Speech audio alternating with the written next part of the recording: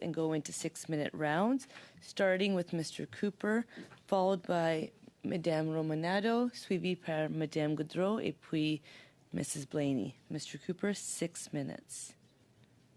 Thank you very much, Madam Chair. Thank you, Mr. O'Toole. Mr. O'Toole, when you appeared in the House to raise a question of privilege on May 30th, you stated that based upon the briefing you received from CSIS days earlier, that you were the target as a member of Parliament and as the leader of the Conservative Party of Canada of, quote, a sophisticated misinformation and voter suppression campaign orchestrated by the People's Republic of China before and during the 2021 general election, end of quote.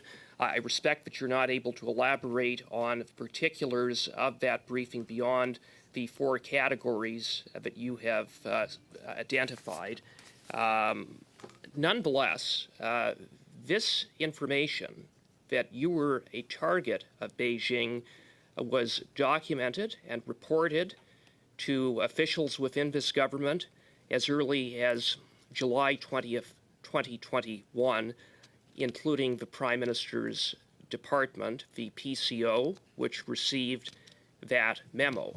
And yet, for nearly 2 years, you were kept in the dark, that you were a target of Beijing and continue to be a target of Beijing. Despite this, no one in this government has taken responsibility for that failure. So, first of all, would you agree that it was a failure, a breakdown in the machinery of government, that you were not briefed, that MP Kwan wasn't briefed, and that Michael Chong wasn't briefed? Would you agree that that was a breakdown of the machinery of government?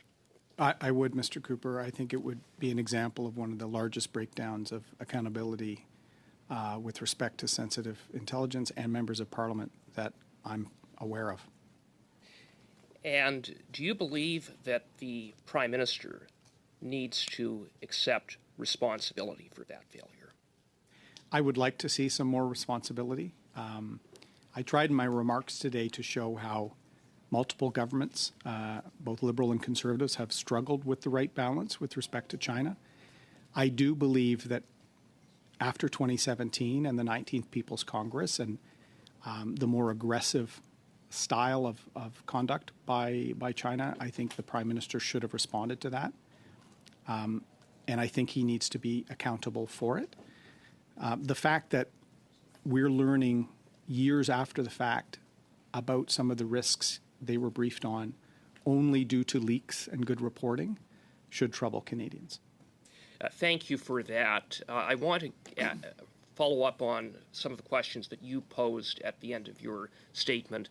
And the first relates to the Rosenberg report, which I would note was released a mere 11 days after the explosive February 17th report of the Globe and Mail revealing an orchestrated campaign by Beijing to help the Liberals win the 2021 election and defeat certain Conservative candidates. Do you find the timing of the release of this report to be suspicious? Very suspicious, yes.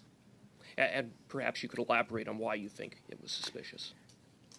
The fact that Mr. Rosenberg didn't speak to me, to my designate, Mr. Solomon, who had to be security screened to be part of the election protocol, or Mr. Chu, who was very, very publicly targeted during the election in a manner that we were complaining about during the election, makes his report completely incomplete to a point of professionally negligent, in my view.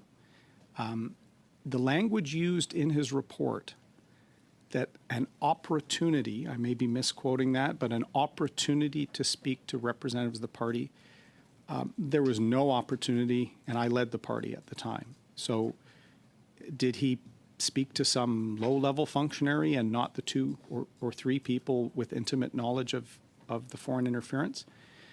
It troubles me because the panel of 5 of senior bureaucrats knew exactly who my designate was on that panel. I was too busy because I was running in an election.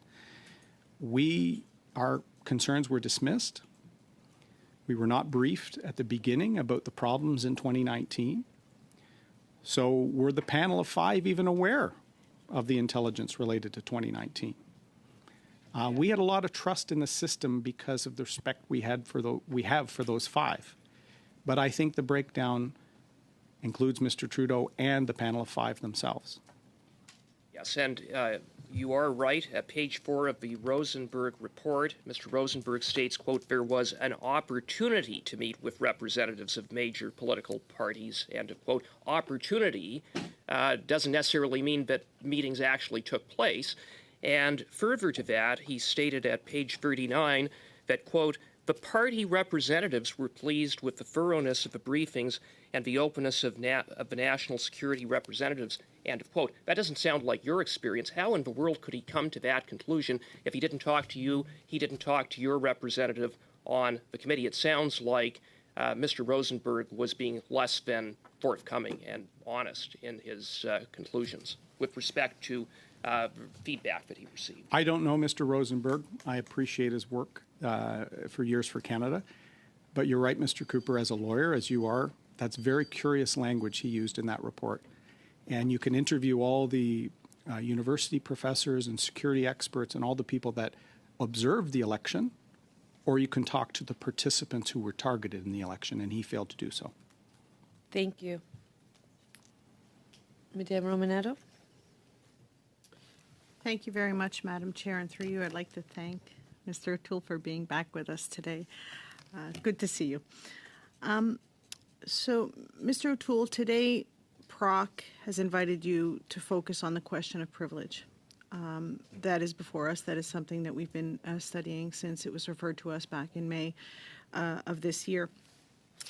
And as a veteran of the Canadian Armed Forces, I appreciate your absolute understanding in terms of the importance of intelligence and maintaining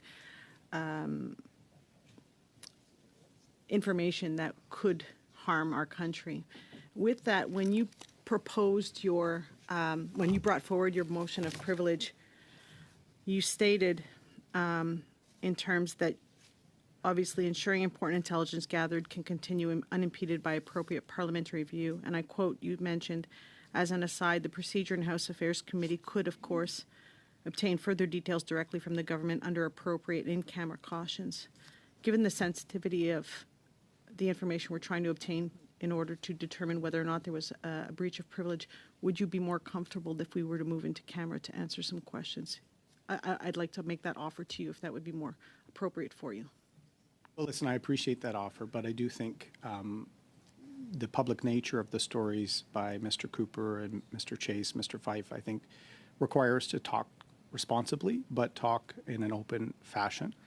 And thank you as well for the nice comments and for your family's commitment to service in the Canadian Armed Forces.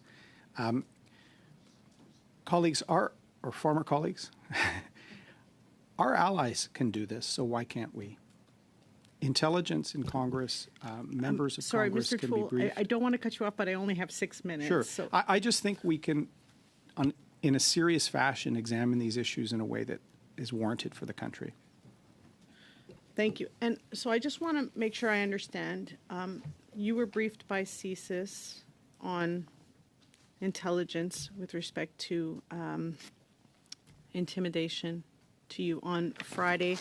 I want to make sure I have the date right. I think it was the 26th of May. You brought forward your motion, your point of privilege on the Tuesday because you needed some time on the Monday to reflect. Were you briefed at any other time prior to that about, were you receiving a defensive briefing as Mr. Chong did? Did you receive any briefing from CSIS prior to that date? Not that I recall, no. Certainly not that I was a target. I talked about the 4 categories of target. I also took a day because I consulted a national security lawyer to ensure that my presentation in the House was done responsibly and did not in any way divulge or weaken our intelligence sources. Thank you. On the Monday, when when you were consulting with national intelligence advisors, there were 3 votes which you participated in. And for the purpose of this study, and I in no way, we've worked together, in no way do I want to diminish what happened to you, what happened to Mr. Chong, which happened to other MPs. But the question of privilege is a question of, was the member prevented from doing their duty as a parliamentarian? And so in this question, if a member was not aware of intimidation tactics with the goal of either, having them change how they spoke in the House about something or critiqued a foreign government or voted or so on.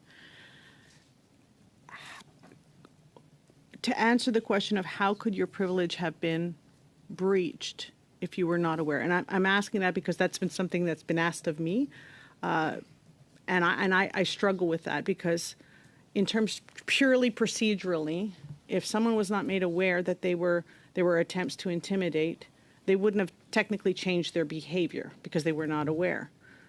So from a purely procedural House of Commons, because that's the question before us, could you elaborate? You have a lot more experience as a former parliamentarian. Respectfully, I believe you're mistaken. Okay. That member, whether it's Mr. Chong, Ms. Kwan, or myself, deserves the ability to make the decision themselves on whether they would exercise their privilege as a member. When I was Foreign Affairs Shadow Minister, I had a sister, her husband, and 2 children living in Hong Kong. I was very worried about their well-being. These are questions that I was always grappling with, but I was always trying to put the public good and what was best for Canada first. But I believe every member is entitled to make that decision, and if there was a dossier on a member, I believe it's a breach of their privilege for them not to be aware of it at the moment it comes to the attention of the responsible minister. Thank you for that, because that is something that people have asked. If you weren't aware, how could your privilege have been breached? So I appreciate you answering that. When you were leader of the official opposition, in that capacity, did you receive any briefings with respect to foreign interference and what was found? Not to any degree other than my designate being briefed through the protocol. It was more of a one-way street of us sharing what we were gathering than anything we received. You received nothing back? Okay. Thank you. Thank you. Madame Goudreau, 6 minutes. Madame Gaudreau, vous avez 6 minutes. Ms. Goudreau, thank you, Madam Chair, and thank you very much once again. It's greatly appreciated so that the committee will be able to draw conclusions and draft its report. What I heard in your comments is that I find it important that the Commission look at this, and I think they'll be able to go even further than us. We just touched upon the issue of what happens when we learn that we are a target of Chinese interference. We haven't really discussed that up until now. And I am being bold enough to ask you to comment on this. Can you tell me, as a member, as a former leader, how do you experience that? Thank you for the question. It's a very serious issue because the question for me was, not just as an MP, but as a father, as a brother of a sister who lived in Hong Kong. And that is why it is so important for Parliament to have an approach that resembles more that of the United States in terms of intelligence and the risks for both for the country and for the members themselves. It's very important, as I said to Ms. Romanado, for the member to have the choice to carry on with their approach as far as China is concerned or not. Because the risks for a family or a community are significant considerations for every member of Parliament. And as a veteran myself, public safety and issues of intelligence and our interests, our national interests, are priorities. It's just part of my DNA. But this is a decision, it's an individual one for each MP, in my opinion. So, if I understand correctly, the day that one becomes aware, our personal lives are affected. Is that not correct? Yes, absolutely. And that is why I said in my speech that we have to take an approach that is nonpartisan. And I know that's difficult, but it's important for all parties and for the people of Canada, for diaspora communities in Canada. And we've seen allegations made by the Prime Minister in the House of Commons on an assassination that took place in Canada. And that's why we have to take a more serious approach as a parliament and as a country on foreign interference. And as regards the steps that we've taken, what happened before the spring and after, if that's seen from the outside, what is your opinion on how this has been taken in hand and what steps have been taken? I'd like to have your opinion on that because you've seen it from the inside. Answer. And yes, that is why I've asked for months now for an independent inquiry. And that is why I appreciate Madam Justice Ogg's role. We have to have a serious approach that has no limits in terms of intelligence. But unfortunately, Mr. Johnson received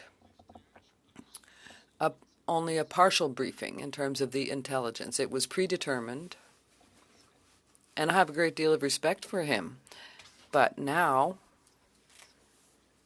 after the allegations we've heard from Ms. Kwan, Mr. Chung, and the problems in 2019 and 2020, after the two Michaels, and after the transactions concerning our businesses, we have to have a more serious approach. And we have to examine the decisions taken by the government in a professional manner. That's not political, I hope. But it's important for all of our interests and for our values as a country. Yes, it's one thing to shed light on this, and the Commission of Inquiry only started on September 18th. But I really appreciate your three questions here because we took note of them. And they will be referred to, I'm sure. So I'd like to hear what you have to say. When this becomes a priority and some has sounded the alarm, what do you think? And perhaps you didn't hear this, but Minister Blair, when he came, clearly told us that it was our role to put pressure on stakeholders and having said that, if there's something urgent and important that we all agree on, is that we should have a registry for foreign actors. So we are tabling a bill on that. And what do you think of that? Well, we need a registry, that is clear. But in my opinion, every writing counts. If there are allegations of interference in a riding in Vancouver or whether it's in Markham, all of our ridings are important and every MP is important. So we need to have a positive result. The Prime Minister, Mr. Trudeau, I've heard him say several times, but I think we can't just focus on a few ridings. Those constituents deserve a serious inquiry. Thank you very much. I know that Ms. Romanado has more questions and Ms. Gaudreau has more questions too, but your comments are really important for the investigation we've undertaken because, as you know, and you participated in this, it's very important work. So on that note, 6 minutes to Ms. Blaney. Well, thank you, Chair, and thank you so much, Aaron, for being here with us again. It's good to see you. And I think, what is very clear in your statement and also in your service in multiple ways to this country is that making sure that the trust of Canadians in our institutions is a key focus and that we must continue to do all that we can to build that trust. And right now there's uncertainty in Canada, and I think it is really important that we take a non-political stance on this and really get to the challenging parts and create solutions so that people can have faith in our system. And I think it's important. One of the things that Mr. Chong, I think, did an incredible job of doing before this committee was really outlining sort of the steps that happened. The first thing that he talked about, of course, was that he had a briefing from CSIS where they talked to him about how to notice if there was signs of foreign interference and gave him some helpful tools to help him note that. There was no discussion that in any way he was being targeted. It was given to him as something to just have as information. After that, he met with CSIS more than once, but all of those times were directly because he requested it based on what he was experiencing and wanting to share what he was experiencing with them. And then, of course, he found out about what was happening in a Globe and Mail article, which is not, I think, any member would want to have that experience, to find out that you're personally being targeted, your family and loved ones are being targeted through an article. I think that was, one of the most embarrassing moments, I hope, for this place. So I guess my first question to you, and I'll have a couple of follow-ups, is around the briefing. What Mr. Chong said was that he hoped that what we would see in terms of this process was a briefing for every member of Parliament about how to notice signs of foreign interference, to make us aware of what we could be looking at in terms of our day-to-day work. And I'm wondering what your thoughts are on that being the most basic of steps moving forward. Thank you, Ms. Blaney. One thing I think important for Canadians to understand is when the term target is used, it means you were the target of an interference operation or measures designed to interfere. We often think of target in a much more aggressive way as well, but it doesn't always mean that. It could mean observation, it could mean tracking, but that is equally concerning. And so I think it's important for us to realize that I was targeted, and I've been advised that I will continue to be a target because of some of my concerns over the years about the conduct of the regime in Beijing. So I think Mr. Chong is right in the fact that we need a system, and this is something that I think this committee can be seized with simultaneous with the work Madam Hug will do on the independent inquiry, is make recommendations on how we can have parliamentarians outside of NCICOP who can never tell sensitive information, but allow for a mechanism for risks to be outlined to members of Parliament. I do think we're living in an age where the wolf warrior diplomacy of China is well known, but there's also war in Ukraine. There is, the attack on Israel at the beginning of the month and tensions in the Middle East. We're seeing increasingly a more aggressive foreign policy posture from a lot of players. MPs should not be restrained in their action for their constituents and for their values, and making sure we have a mechanism that if a threat or an issue is flagged, I believe the member of Parliament, regardless of party, should be aware of that and should be equipped to be protected. Our democracy is very important, and we should be willing to make some changes and some accommodations to defend it. Well, thank you for that. One of the things that we've heard repeatedly in this study, and then, of course, in our other study on foreign interference in elections, is that there's a threshold of intelligence. So sometimes information is coming in, it has to be assessed, and there's a desire to make sure it's fulsome before it's actually delivered. I'm not sure that the particular incidents we're talking about meets that, but from your background also in military, I'm just wondering what your thoughts are and what is the threshold that you would feel more comfortable with? Well, that's a very good question, Ms. Blaney, because I think the thresholds used to date need to be questioned. Part of my final questions that I outlined that I think Madam Hogan and this committee must examine, the critical election incident protocol and the group of 5 were or should have been aware of all the allegations from 2019, of the unredacted NCI COP report, of the briefings Prime Minister Trudeau received in January and February of 2021. They should have been aware of the intelligence with respect to the official at the Chinese embassy and Mr. Chong's family.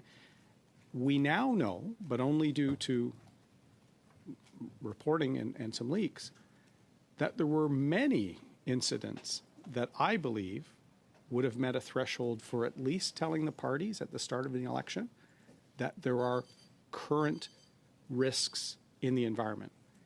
Not only were we not told that, we were led to believe there were no serious problems with 2019 and that there was nothing to flag as the election got underway.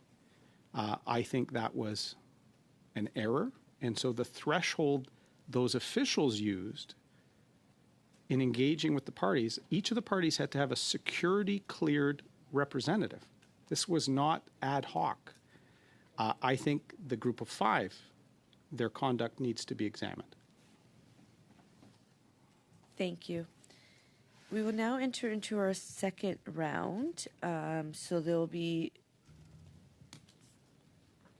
5 minutes, 5 minutes à Mr. Berthold, followed by 5 minutes to Mr. Duguid, et puis 2 minutes et demie à Madame Goudreau, 2 minutes et demie à Madame Blaney, 5 minutes to Mr. Duncan, and then 5 minutes to Madame Koutraxis. And then we probably will, just heads up, do one quick 6-minute round. We won't pause in between to try to respect your wishes.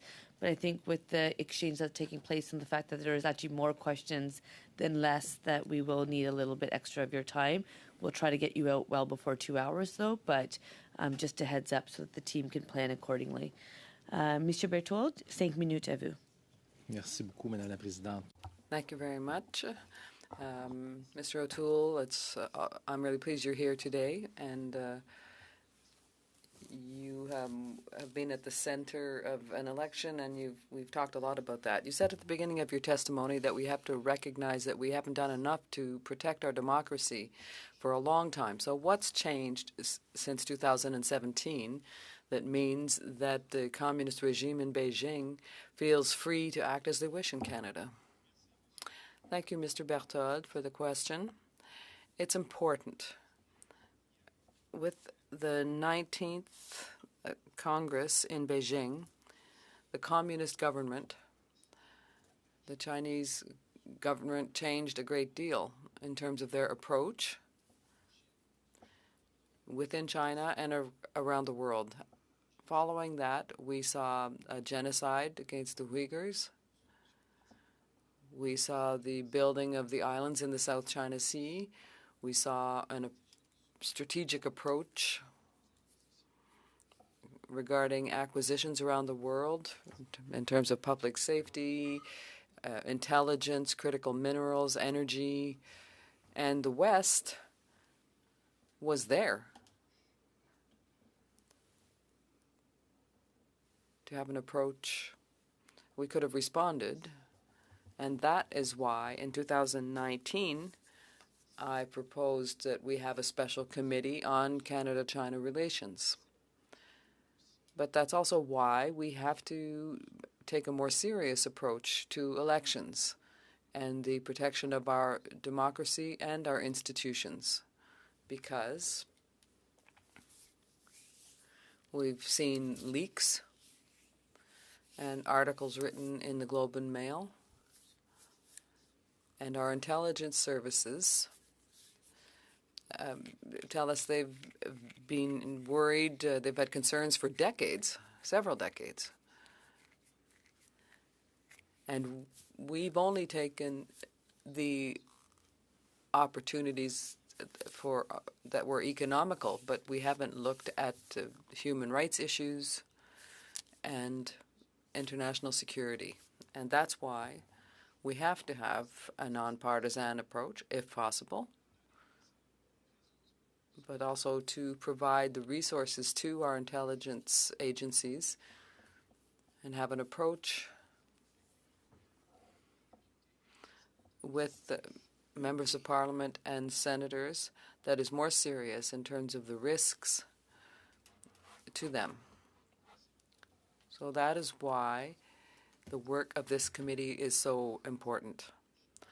Well, there's definitely been a change of attitude on the part of the regime from 2017 that you saw, and that brought you to propose the creation of the Canada-China Committee. But unfortunately, what you're saying today is that we have a lot of information, but we don't seem to be reacting quickly enough even at that. We've seen that even this last summer, including the Prime Minister and the Leader of the Opposition, were victims of spamouflage. That's a new word for us that we're learning today.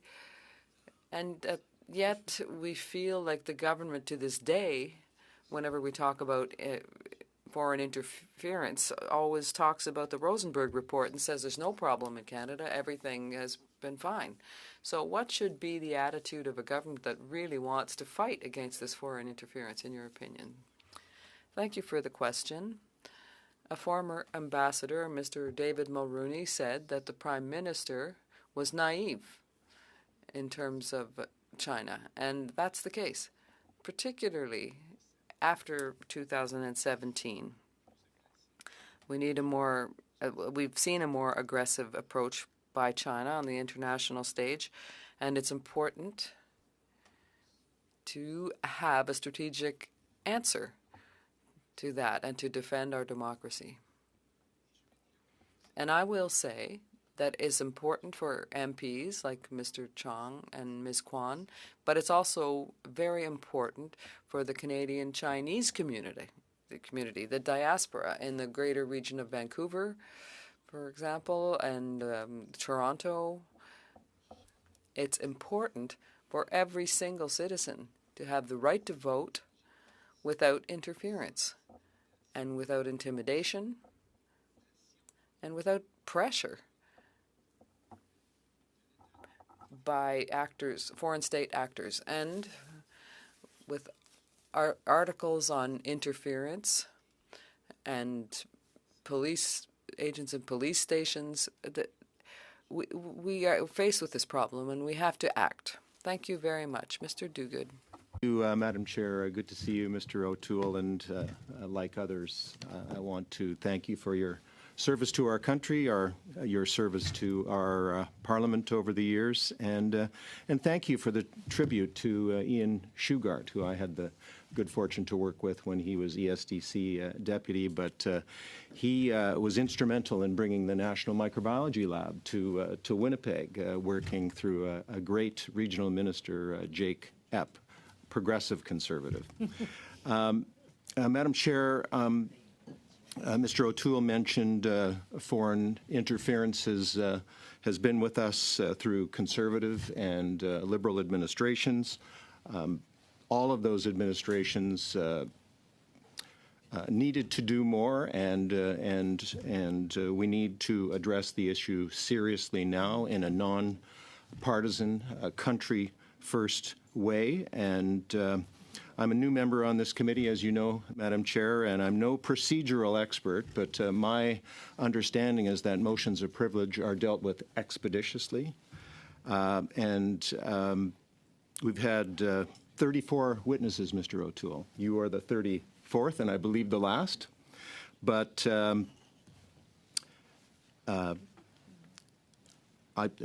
my view, and I think the view on this side of the table, is that we need to get to recommendations, we need to get to a report, we need to stay out of the partisanship that I've seen around the table here. And would you agree that we need to get to a report and recommendations quickly to protect the privilege of all parliamentarians? And, I think we've had some even more recent incidents of interference with the spamophage revelations of late. But a few comments from you, please. Thank you, Mr. Duguid, and it's nice to see you and all of you. And if my treatment had always been this great, I wouldn't have left. No, I jest, but it's so important that I don't want to suggest that you need to constrain your inquiry and move immediately. What I tried to do with my presentation here today was to give some questions for you to think about, give you my perspective, try and talk about how both Liberal and Conservative governments have struggled to find the balance. And as Mr. Berthold said quite well, the balance became even harder to strike in 2017. So the fact that Madame Hogg will be doing her inquiry, you could conclude before her and she could use your work. But I think that inquiry will be quite comprehensive, so it doesn't mean you have to finish before her. I think you have to let the will of the committee run its course. Through you today, I tried to put a few things on her agenda, because I know her team will be watching this closely, and so I was putting the questions both to you and to her. I would say that when she was appointed, and we saw the noise on Twitter or X or whatever we call it these days, I defended her appointment because we had asked for it and we wanted to see it, and she's got an incredible professional background, and I think the process deserves a fair start. And so part of what I tried to do today was to put questions for you and give my own experience, but also indicate to Madame Hogg that I think sometimes to do a proper review, it can't be limited in what is seen or whose decisions are examined. Thanks for that, Mr. O'Toole. As the former leader of the Conservative Party of Canada, and I'm going to refer, interestingly enough, to the National Microbiology Laboratory, do you think that party leaders should have top secret clearance so that they can be brought into serious and highly sensitive conversations? And as you know, that has been at issue with the National Microbiology Laboratory and two scientists. And my understanding is that the current leader of the Conservative Party has refused a briefing, and should party leaders have those kinds of briefings so that they can have inside knowledge of foreign interference, or at least find out what's going on? That's a very good question. I do think we can't divorce this process from politics completely, and I've said we have to try. The briefings have to happen before the Globe and Mail headlines, because then I understand the concerns Mr. Poilievre has about it limiting his ability to hold the government to account. And if you want to talk more about the National Microbiology Lab in Winnipeg, the former speaker, now I've noticed former, Mr. Rhoda, had to go to court to demand that the will of Parliament be fulfilled with respect to our questions about the lab. So the time when the Prime Minister should have brought the Leader of the Opposition, who at the time was me, into concerns about investigations of employees and ties to the Chinese military should have been before the eruption. And that's why I think the fixes you can bring are longer term. But once you're in the middle of a storm, every political leader needs to navigate their best way through it. And it's hard to do a mulligan, as I'm sure Mr. Trudeau would have liked to on that lab. But I think there will be more instances like this, Mr. Duguid, which is why longer term we need better processes, and we need to trust more MPs with intelligence briefings that may be confidential. Thank you. Madame Goudreau. Thank you, Madam Chair. 2 minutes, 30 seconds. I'd like to hear what you think as an individual. Earlier you said that indeed it's not easy to learn something like that. We think of the individual. So personally, how are you experiencing this? How do you feel when you are the target, you as a person? It was a surprise for me in the last few months as an MP, and it was a gift for my life afterwards, because as a little gift for the future. It's a joke. Well, insofar as it's carrying on, yes. But as I said, as a veteran, it's important for me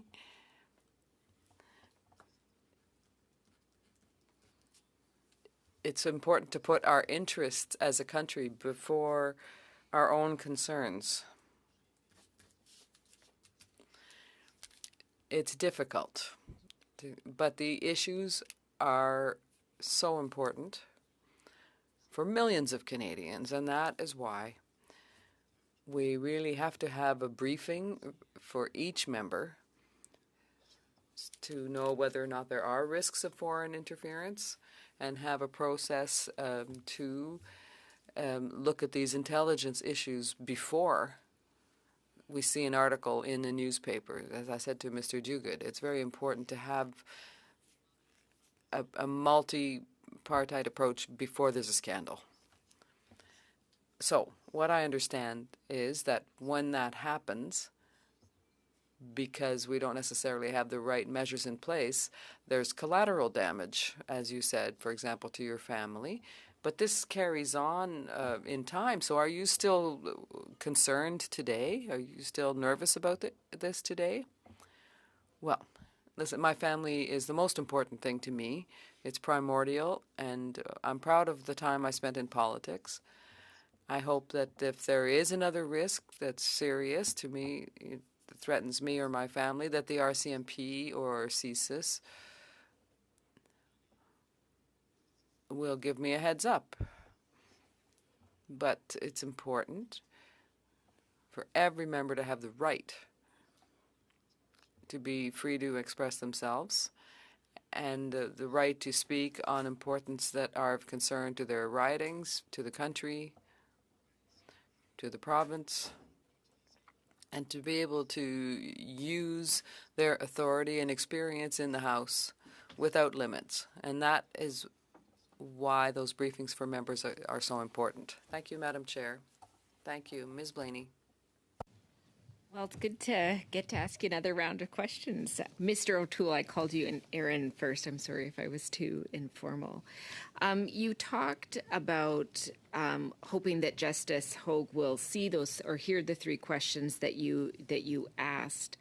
I'm just wondering, of those three, what I found particularly interesting was the concern that there was an interview done with you after the election with you and your campaign manager. And so I guess my question for you is, looking back as a person who's led a party through an election where there was aspects of foreign interference that we're still trying to quantify, what do you think would have made that process a lot more helpful to you in the work that you were doing? As I said, I tried to take all of the issues related to foreign interference very seriously because of my work as Foreign Affairs Shadow Minister and because of my time in the Canadian Armed Forces.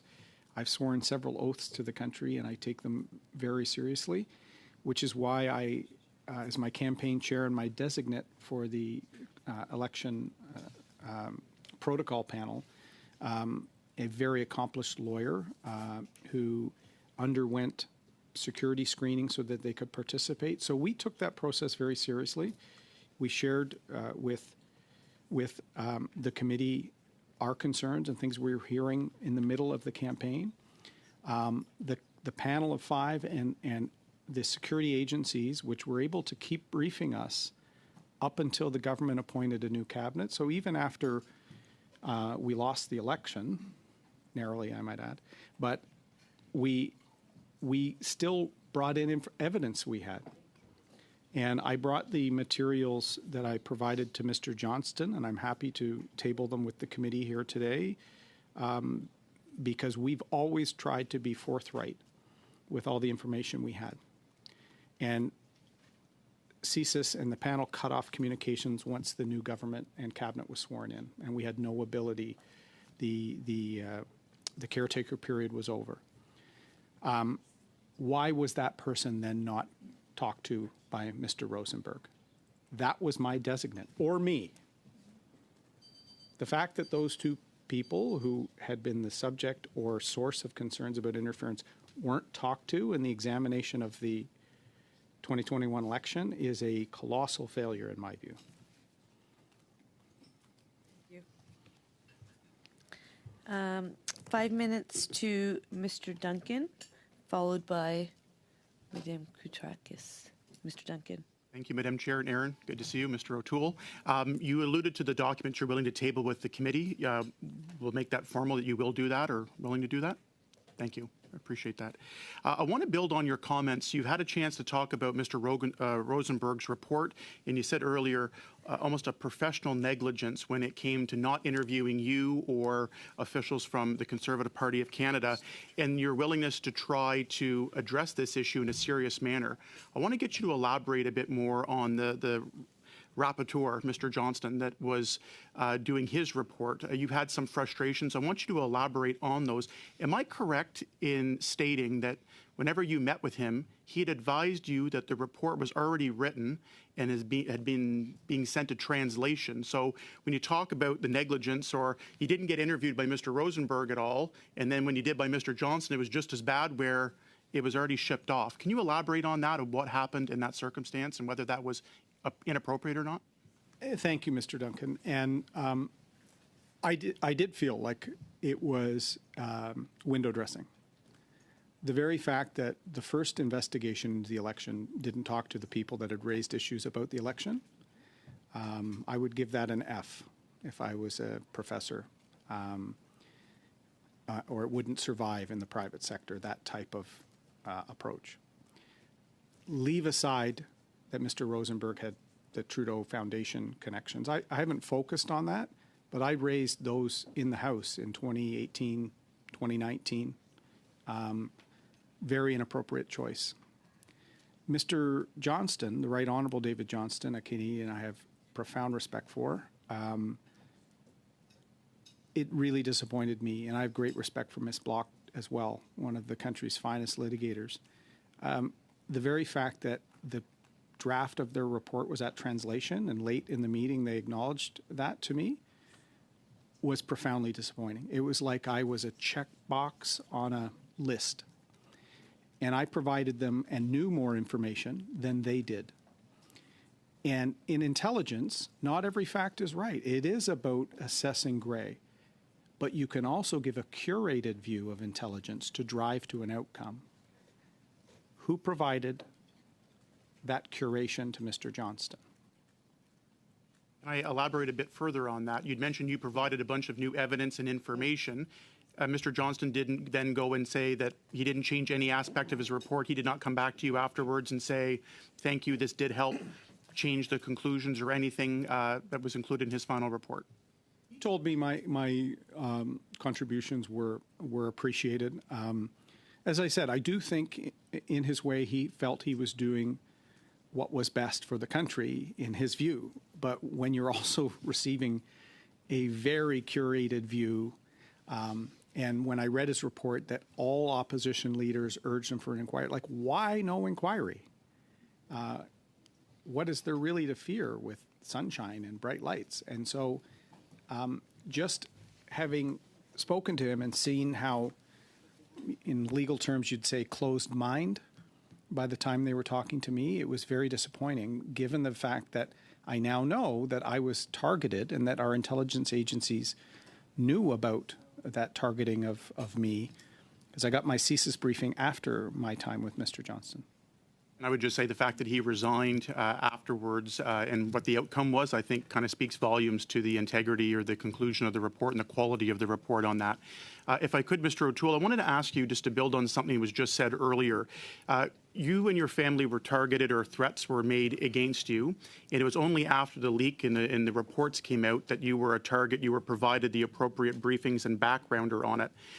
You'd mentioned that you said, I hope in the future that if a threat's made against you and your family, you would be made aware of this. I'd like to ask you, whenever you got the briefing after the fact, after it became public, and we've talked about the massive breakdown in communications failure and protocol failure here, whenever you got the briefing, were you given any assurances from the intelligence officials that in the event in the future a threat did come to you, that they would come to you directly and tell you?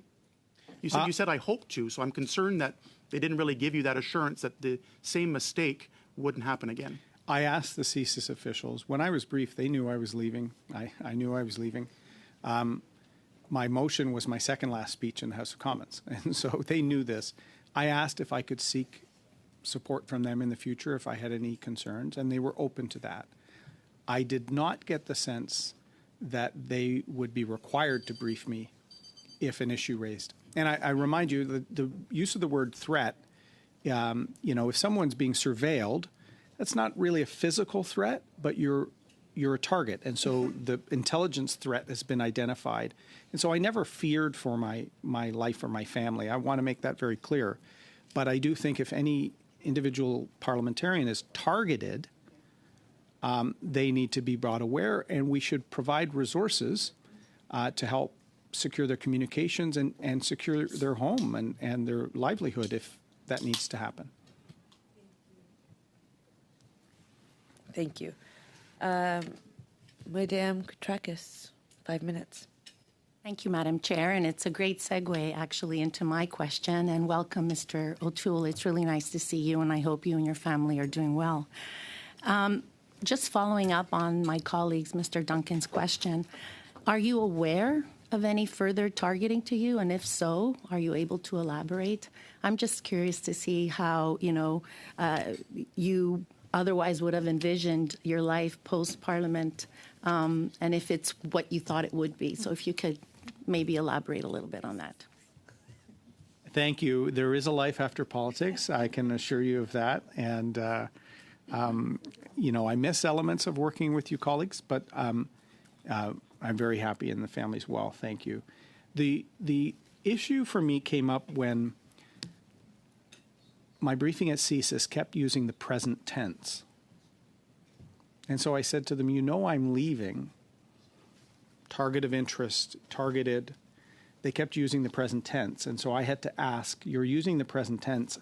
I'm not the Conservative leader anymore, and I'm not going to be an MP in a few months when the session comes to an end. Does this mean I'm being like an I'm ongoing target? And that's when they clarified yes, in part because of my long concerns about certain conduct of the Communist Party in China. And as I've said, I worked in the private sector. I know how important it is for our economy and how difficult the balance is. I've said that, but it was surprising to me that they do consider this to be into the future of an undetermined time. But are you specifically, are you aware if that is still going on? Like, has CSIS come back to you and said, No. Okay. And this is where I'm going to pick on your experience as a parliamentarian, former leader, and do you have any suggestions on how we can better prepare and educate all parliamentarians, our staff, on foreign interference? Well, I would recommend all personnel on Parliament Hill watch the 60 Minutes episode with CSIS Director David Vigneault and his colleagues from the Five Eyes. The interference takes place with institutions, with diaspora communities, with political issue development, and political interference could start with nomination races. It's not just here once somebody's elected. It's also in the economy. I talked about One of my last press conferences as leader was neolithium and the takeover by a Chinese state-controlled entity. And people didn't seem concerned because the mines of this Canadian company were in South America. But our allies don't want China to control critical minerals. So just last week in the Globe and Mail, there's another copper property that's owned by a Canadian entity. I think parliamentarians need to be briefed on the impacts for our economy, for our military alliances, and our role in the Pacific and the South China Sea Islands. We've had ships of the Royal Canadian Navy in the Taiwan Strait been surveilled. They also need to know about political interference for diaspora groups, for parliamentarians, for elections. And as I said, since 2017, it's gotten worse and it's gotten more aggressive, the so-called wolf warrior diplomacy. I think we're playing catch up. So I think the Canada-China Committee, when I moved that with the support of the party leader at the time, it was meant to kind of wake us up. The U.S. now has a standing China Committee in Congress. So I do think that there needs to be regular briefings, more interaction with our security and intelligence agencies on all parts of this dynamic relationship. And as Mr. Vigneault said in 60 Minutes on the weekend, even property purchases and things in Canada are being tracked because China plays the long game, and we have to start playing it as well. And in your opinion, Mr. O'Toole, do you think that we have the necessary tools in place and the infrastructure, the resources? Are we in a better place today as a result of all the conversations that we've been having? That's a great question. I think we're getting towards a better place, and I think some of the tough questions, some of the tough answers you probably feel I'm giving, it is part of what I said in my speech. We were the frog in the pot, and we didn't notice how hot the water was getting until really the two Michaels, and I added a Michael. I think now Canadians know. We still have to find the balance from an economy standpoint. It's not easy, but equipping parliamentarians, protecting parliamentarians, I think should be central to a nonpartisan approach. Thank you. We will now enter into our last and final 6-minute round, starting with Mr. Calkins, followed by Mr. Baines, puis Madame Goudreau, ending with Madame Blaney. Mr. Calkins. Thank you, Chair. It's great to see you, Aaron, Mr. O'Toole. So I want to get back to your comments about the site task force. As you know, both Mr. Solomon and Ms. Michaud appeared before this committee. Can you just confirm that during the 2021 election that the site task force actually did provide regular briefings to your representatives, and at least that's what they claimed. Did we actually receive those briefings? And if we did, were they useful? Thank you, Mr. Calkins. Nice to see you as well. We did receive briefings. So the structure of the program functioned. I think its effectiveness is wanting. And what Mr. Solomon told me, and as I said, I delegated this to him and in part a little bit to Tasha Michaud, my chief of staff, because I trusted they would brief me.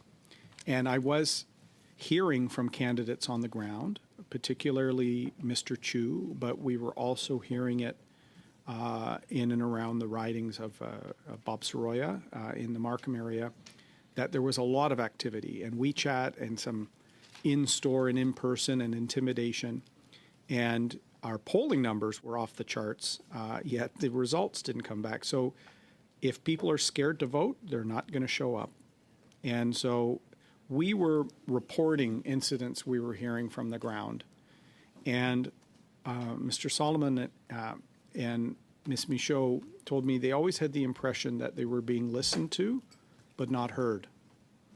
And we wanted at some point for the threshold, as Ms. Blaney referred to it as, to be met, for at least a warning to be given with respect to certain social media channels, WeChat in particular. There are I've been told over 600,000 Canadians in British Columbia alone who use that tool as the primary communications and news reception device. I'm sure my colleagues from the Fourth Estate behind me don't like hearing that, but a lot of people get their news from WeChat and Facebook, and if that's being corrupted, we needed to warn people to just take a second look, and that warning never came. So cabinet ministers have come before this committee, some are former cabinet ministers now, speaking about the robustness of the system that they put in place. And yet, up until recently at least, not one public notice was ever issued during the election in 2021 specifically, because that was the election you were the leader in. There was not one expulsion of a diplomat until well after this became a public fiasco. To this day, to my knowledge, not one charge has still been laid. And to my knowledge, nobody from the Site Task Force or any of our agencies has claimed that they've interdicted or stopped the promulgation of any false information from a foreign state actor. So the message that there's a robust system and the results don't measure up. So can you speak to whether or not you actually believe this was taken as seriously as it ought to have been? Because and I do have another follow-up question, so if you can keep this as brief as possible. Where is structurally, I believe our intelligence agencies collected the information, but somebody somewhere had to make a decision, and who failed to make the decision, Mr. O'Toole? The critical election protocol process is not robust. It was a failure. And that is demonstrated by the news stories afterwards. It's demonstrated in part by the manner in which the Rosenberg report was conducted. Even Ms. Thomas, when she came to this committee and said that our party was given a robust response to our concerns, that was incorrect. She never sent the letter to us. So we have key ministers of the Crown not checking emails, not reading intelligence briefs. The National Security Advisor mistakenly suggesting that our concerns were responded to. We're a G7 country. We know this is happening. There needs to be seriousness and accountability. And this is why I think Madame Hogg should also look at decisions on threshold, as per Ms. Blaney's question, because why weren't we briefed on the 2019 funding of 11 ridings before 2021? Mr. Solomon wanted, and said this specifically to the panel, we want to keep Mr. O'Toole away from fundraisers where there might be influence. And they couldn't or wouldn't tell us that it was happening. Certainly they didn't tell us that 11 candidates had been funded in 2019. So colossal failure might be the best description of the process. Thank you. Madam Chair, I'm going to cede the rest of my time to Mr. Cooper. Thank you very much. Thank you very much, Madam Chair, and I will be moving the following motion. That in relation to its order of reference of Wednesday, May 10th, 2023, concerning the intimidation campaign orchestrated by Wei Zhao against the member for Wellington Halton Hills and other members, and in relation to its study on foreign election interference, the Committee A acknowledged the failure of officials in the Prime Minister's office and the Liberal Party of Canada to provide relevant information to this committee that they had indicated they would undertake to provide. B, order the production within 3 weeks, of all, not 3 minutes. Order, it's long past due, I've got to say, but order the production within 3 weeks of all documents which contains the names of 1, the Liberal Party campaign manager for the electoral district of Don Valley North in the 2019 federal general election, 2, the campaign manager for the 2019 nomination campaign of Han Dong for the Liberal Party nomination in the electoral district of Don Valley North, and 3, the field organizers and senior Liberal Party officials responsible for the Greater Toronto Area and or the City of Toronto during and leading up to the 2019 federal general election. C, direct the analysts and clerk to prepare for the members of the committee within 3 weeks a report on all undertakings given by witnesses who have appeared during these studies and the status of those undertakings other than the undertakings referred to in paragraph B. D, direct the clerk to contact any witness who has not completely satisfied any undertaking referred to in the report prepared under paragraph C. Okay, I'm going to pause. I have to pause. And I'm going to pause for two reasons. First of all, the interpreters, which everybody has stated on the record at one point or another, are important for the work they do because we have two official languages. I know you shared it with the clerk. The clerk has circulated it around, but the interpreters don't have the wording. And I don't think it's actually really complicated for us to say, I'm moving a motion. Can we please make sure it's circulated and you get the floor back? We've done this on numerous occasions. The second concern I would like to raise is that Mr. O'Toole had asked that he be able to leave by quarter after. We knew that other people had additional questions. This is now the third time where Conservatives feel they can use their round, but other people can't have their questions. And I feel like we can do multiple things at the same time. So I am going to pause to make sure the interpreters get the motion because the floor is Mr. Cooper's. But I would welcome comments from other parties as to if you would like your time or if we should be seeing the witness be able to leave. And I would like those comments, but I will pause just to make sure interpreters have it. I'll take a thumbs up when you have it. I don't see them having it. So we're just going to make sure interpreters have it, and then we'll get Mr. Cooper back. I will do a quick round to find out where colleagues are at because we do work on a consensus basis. And this motion, Mr. O'Toole, as you know, was something that all people have worked together to get to. You're interrupting a motion. Yeah. Point of order, Interpreters don't have it. Point of order. So I'm pausing. Thank you. So we stay on pause. Suspending? What happened? So the interpreters do have it. Mr. Cooper, you're on D. Yes. D, direct the clerk to contact any witness who has not completely satisfied any undertaking referred to in the report prepared under paragraph C to request that it be satisfied within 2 weeks of the clerk's request. And E, order the production within 3 weeks of 1. The July 2021 CSIS report entitled People's Republic of China Foreign Interference in Canada, a Critical National Security Threat, and the May 2021 CSIS Issues Management Note sent to the then Minister of Public Safety and Emergency Preparedness respecting the Beijing regime's intention to target members of this House, together with all records concerning the transmission to, distribution within, analysis of, and handling by the Prime Minister's Office, the Privy Council Office, the Department of Foreign Affairs, Trade and Development, the Department of National Defense, and the Department of Public Safety and Emergency Preparedness of this report, and 2, all other memoranda, briefing notes, emails, records of conversations, and any other relevant documents, including any drafts which are in the possession of any government department or agency,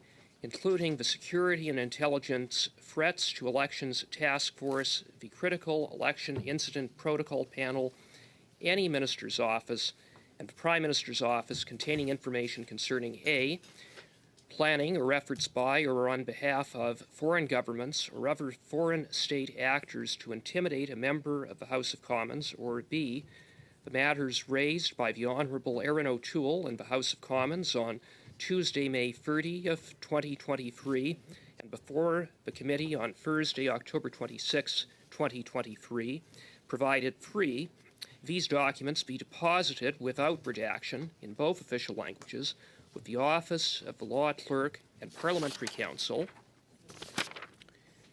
4, a copy of the documents shall be deposited in both official languages with the Office of the Law Clerk and Parliamentary Counsel with any proposed redaction of information which in the government's opinion could reasonably be expected to compromise the identities of employees or sources or intelligence collecting methods of Canadian or allied intelligence agencies.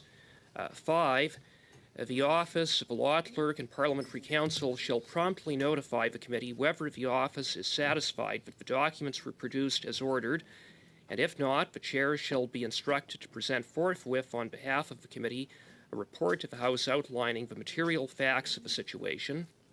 6, the Office of the Law Clerk and Parliamentary Counsel shall assess the redactions proposed by the government pursuant to 4 to determine whether the office agrees that the proposed redactions conform with the criteria set out in 4, and A, if it agrees, it shall provide the documents as redacted by the government pursuant to paragraph 4 to the clerk of the committee, or B, if it disagrees with some or all of the proposed redactions, it shall provide a copy of the documents redacted in the manner the office determines would conform with the criteria set out in paragraph 4, together with a report indicating the number, extent, and nature of the government's proposed redactions which were disagreed with to the clerk of the committee. And 7, the clerk of the committee shall cause the redacted documents provided by the Office of the Law Clerk and Parliamentary Counsel pursuant to paragraph 4 to be distributed to the members of the committee. Now, with that, Madam Chair, I will make brief remarks. It is necessary to bring this motion forward because Mr. O'Toole is the last witness to appear before this committee on the question of privilege study pertaining to MP Chong. And despite the fact that Mr. O'Toole is our last witness, as a result of the cover-up coalition, the NDP Liberal cover-up coalition, this committee has not received the production of relevant documents on the question of privilege, despite our efforts to get those records. And so this motion is necessary as a result. We need these documents to know who knew what when and what was done to warnings by CSIS that MPs, including MP Chong and MP O'Toole and MP Kwan, were being targeted by the Beijing regime. We need to know how a memo from CSIS flagged for high importance warning that MP Chong and his family in Hong Kong were being targeted by Beijing went into a black hole, despite the fact that it had been sent to the then Minister of Public Safety, Bill Blair, his Chief of Staff, Zita Estravis, and the then Deputy Minister of Public Safety. Multiple ministers have come before this committee, and no one has taken responsibility for this colossal failure, this breakdown in the machinery of government. On the contrary, instead of accepting ministerial responsibility, we saw the spectacle at our last meeting of Minister Blair throwing everyone but himself under the bus, from the director of CSIS to his deputy minister to other officials. This is the same minister who couldn't be bothered to literally go down the hall, to go to the secure terminal where he would have found the memo that warned that MP Chong and his family were being targeted. Incredibly, Minister Blair didn't bother to go down the hall because he was so asleep at the switch that he didn't know the location of the terminal, that despite that it was literally down the hall on the same floor as his office. That's the degree to which Minister Blair has not taken national security and Beijing's interference seriously, or the safety and security of members of Parliament and their family. For months, the NDP Liberal Cover-Up Coalition has blocked the production of documents, and it begs the question, what are they hiding? Who are they protecting? We know who the NDP Liberal Cover-Up Coalition are ultimately protecting. They're protecting an incompetent and corrupt Prime Minister who has refused to take responsibility for turning a blind eye to Beijing's interference despite receiving multiple warnings and being briefed on multiple occasions. This is part of a pattern of a complete lack of transparency from the time that revelations of Beijing's interference first came to light last year. And we still have undertakings all the way back to April from PMO officials, including the Prime Minister's Chief of Staff, Katie Telford, as well as the Prime Minister's senior advisor, Jeremy Broadhurst, that have still not been provided to this committee. Is that being open? Is that being transparent? Is that working with this committee as they undertook to do? It's part of a pattern of a lack of transparency. It's part of a pattern of cover-up by this Prime Minister and his PMO. And so, now that we are at and have heard from the final witness as part of the study on the question of privilege, we need the documents in order to be able to prepare a fulsome report. We need to have all of the facts. And in order to get those facts, we need to see the receipts, we need to see all relevant documents. That is what this motion provides for. And so I hope that the members of the NDP Liberal Cover-Up Coalition will do the right thing, support this motion so that we can get the answers that MP Chong deserves, MP Kwan deserves, former leader of the Conservative Party, Mr. O'Toole deserves, and frankly, all Canadians deserve. Thank you, Madam Chair.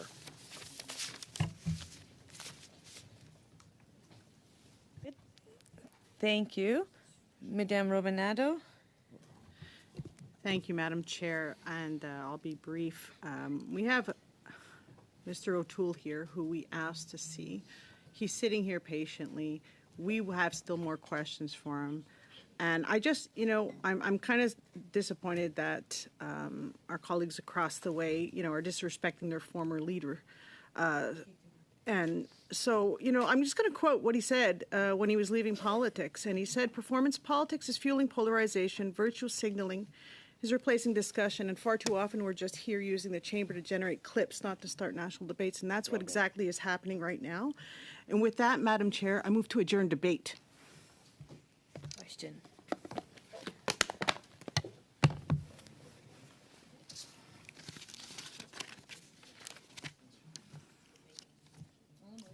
A recorded division to adjourn the debate.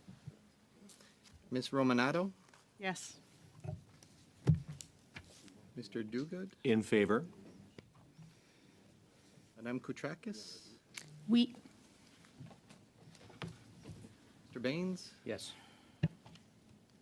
Mr. Gahir? In favor? Mr. Cooper? No. Mr. Duncan? No. Monsieur Berthold? No. Mr. Calkins? No. Madame Gaudreau? Oui. Ms. Blaney? Yes.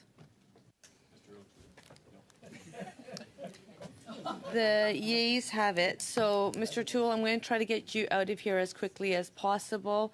And I will just ask colleagues who recognize that he did ask to be out of here a half hour ago.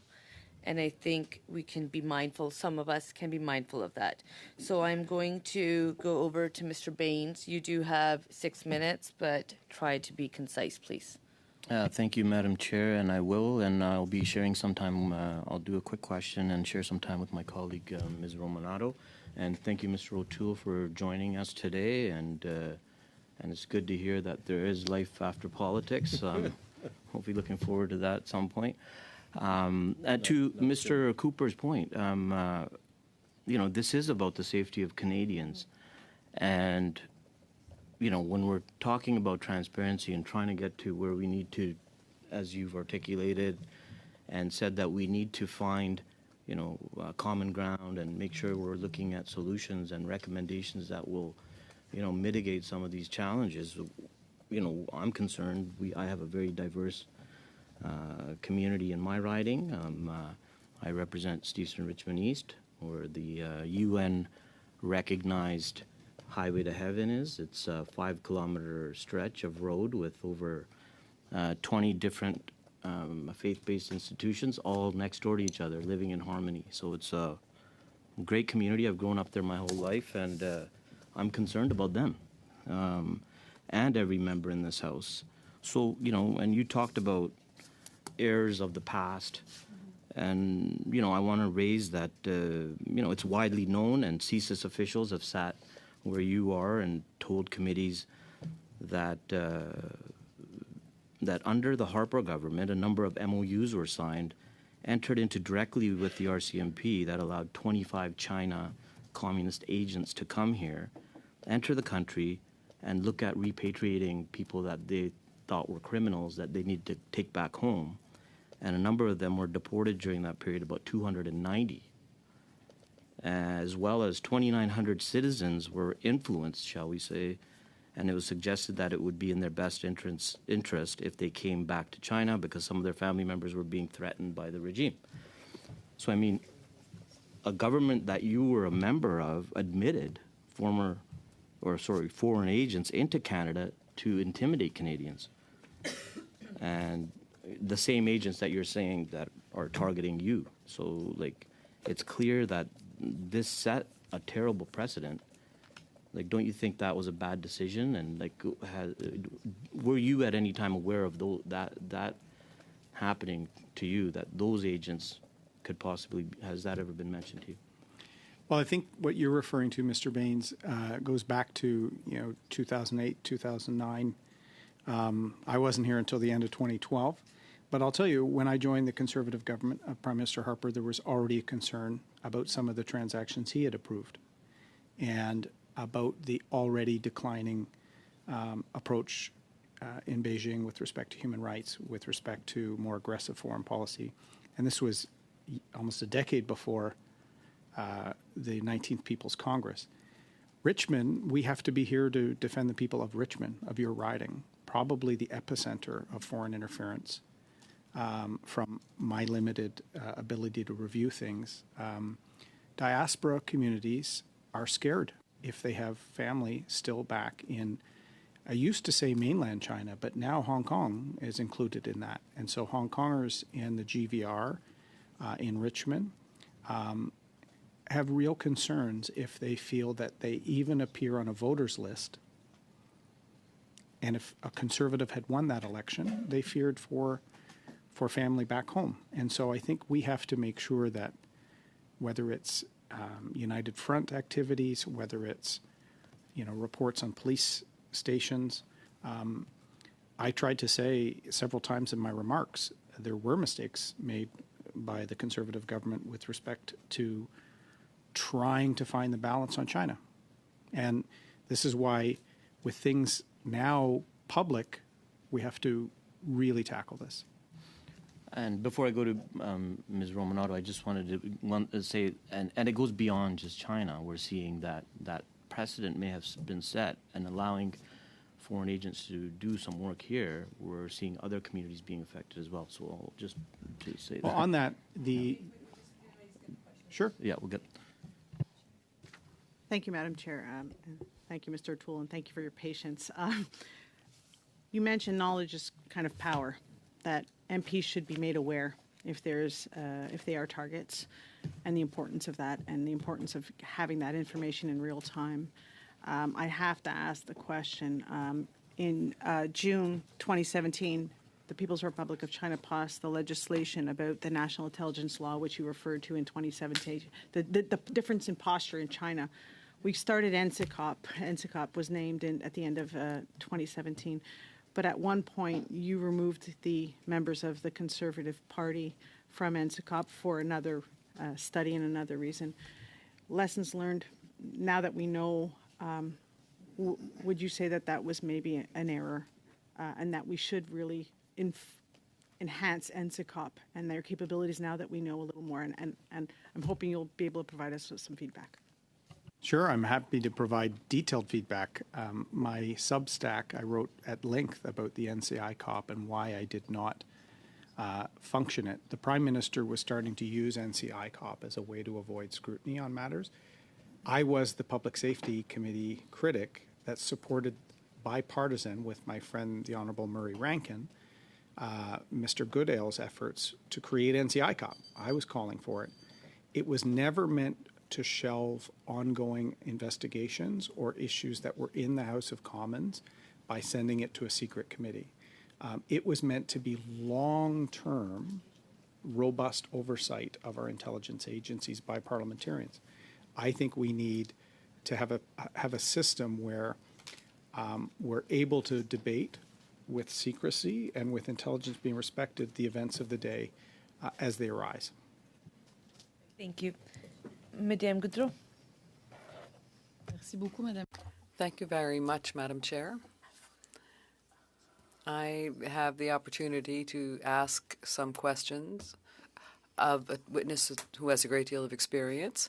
I've been here for 4 years, but often it's a series of firsts. So I had a lot of answers to questions, and I know that I have more, and I know that you're expected somewhere, but I will ask you the following, because we have work to do, and I think of our democracy and what's at stake here.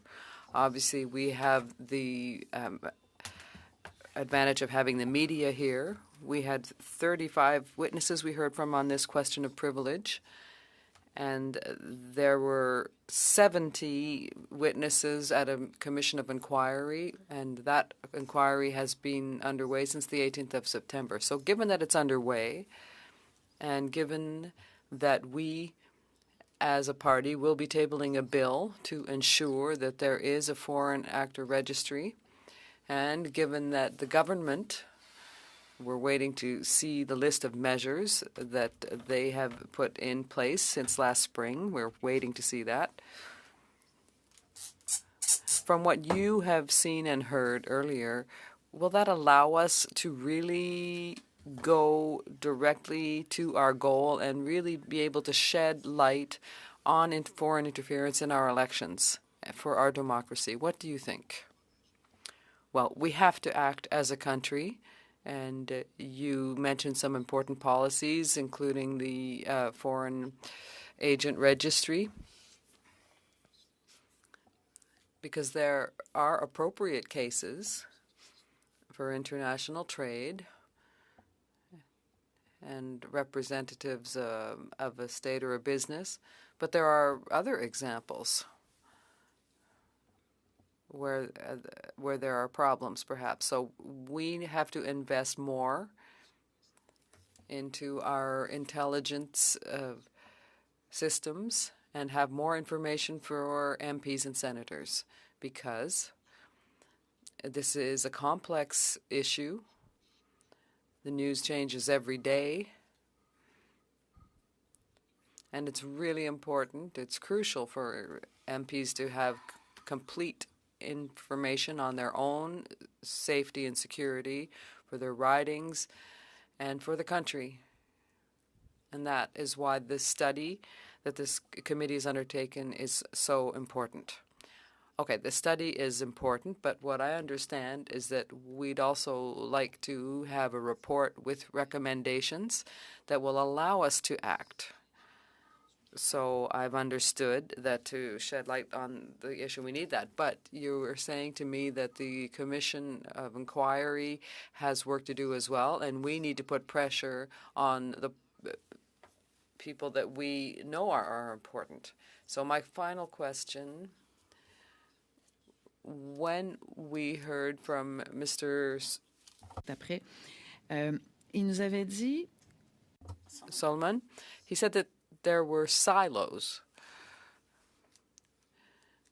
during the 2021 campaign. So what he found, and my question is, did you yourself have the impression that you were a target at that point in time? Oh, yes, absolutely. In the midst of the election, we saw examples of interference, of foreign interference, that was direct coming from the Chinese and on WeChat and social media channels, but also in stores. We saw comments by certain officials, including the ambassador, who said he made some comments against the opposition during the debate on the genocide of the Uyghurs. And that is why we asked for some warning for the Canadian-Chinese community, particularly in the suburbs of Vancouver and Toronto. And the level for a warning, Ms. Blaney's issue, is very important. We really need to study the approach we took during the last two elections. I thank you, Madam Chair, and I thank our witness for having taken all of this time with us. Thank you. Thank you, Ms. Blaney. Well, thank you for your card, Mr. O'Toole, but it looks like we are going to get our last round together, which I'm really excited about. So my question, and I appreciate you understanding how important it is that intelligence, CSIS and whatnot, they need to meet a threshold, and identifying what that threshold seems to be part of the problem here, because I think we all can agree that the process that has happened in your regard, in of course MP Kwan's regard and MP Chong, is just not the threshold that we want to see. We have heard testimony in this committee about the fact that the people who are assessing the intelligence don't always understand the process of how politics is implemented in the different parties and what intelligence may mean. I'm just wondering if you could give any thoughts to how we could bring maybe intelligence into the political realm a little bit more to understand how elections flow and the impacts that things may have, so that there's a better understanding of threshold as we move forward. That's a great question. I didn't know perfectly the word for threshold en français in my response to Ms. Gaudreau, but that's what I was talking about in terms of level. We have to make sure that the level is not ridiculously high and totally disconnected from an election campaign. I do think the protocol and the panel of five had no clue how elections were run and the importance of foreign language social media channels. The voters in a dozen or so ridings of Canada that were subject to intense misinformation and pressure don't watch the National or CTV or Global. They are drawing their news from channels that are controlled by a foreign entity. And without the ability to even alert them, some of the messages I saw, Ms. Blaney, about me, I probably wouldn't have voted for me. And the panel knew this, but I don't think they had a comprehension of swing type ridings. If you suppress a few thousand, 5,000 votes, it's a completely different election. And that's what I believe happened.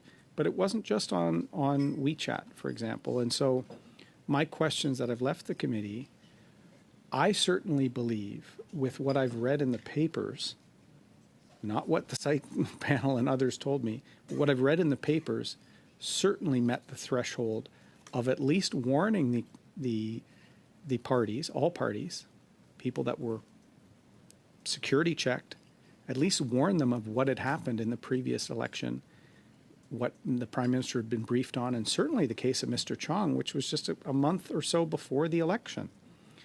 And going back to Mr. Duguid's questions, remember the Parliament dissolved when the Speaker was taking the government to court over the Winnipeg lab.